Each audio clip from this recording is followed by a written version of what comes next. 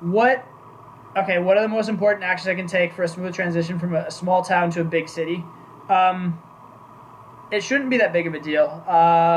Basically, like any kind of city where you don't know everybody, it's kind of the same, right? I mean, like there's small social circles. Like if you go to a school of 2,000 people, that's different. That is a small social circle. But you look at a city of like 500,000 people or 10 million people, you probably don't know most of them, and so most people you meet are strangers regardless. Um, but the biggest difference between a small city and a big city is that the strangers you are going to meet, are less directly connected in a big city. And so instead of getting, like, if you say you go out a lot in a small city, you can kind of get to know the regulars at the bars, and you'll see them around.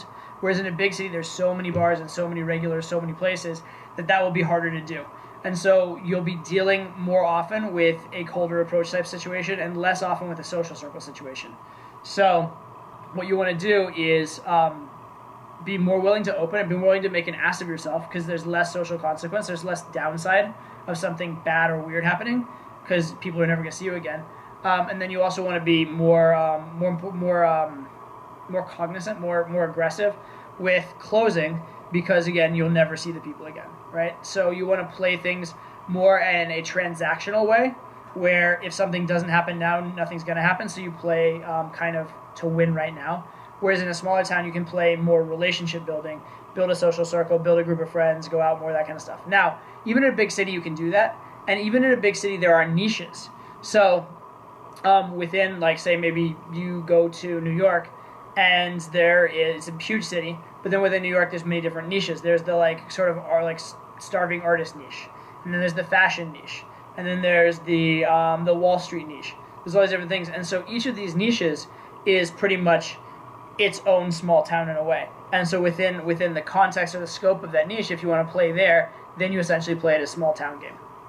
So wherever you're at, just to generalize, whether it be a situation like a desert island with one other person on it, all the way up to like the world of 7 billion, you basically have a gradient, a gray area of how important any particular social interaction is to your future, and also how likely you are to see the person again. Right? If you're on a desert island with one person, you're going to see the person again, and that interaction is very important to your future. If you're in a world of 7 billion people, you're not very likely to see a stranger again, and that interaction is very unimportant.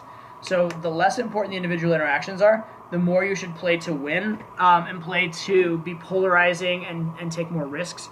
The more important each interaction individually is, the more you should play it safer and play it with a little more patience overall. So that's kind of the decision I would make in terms of all of that.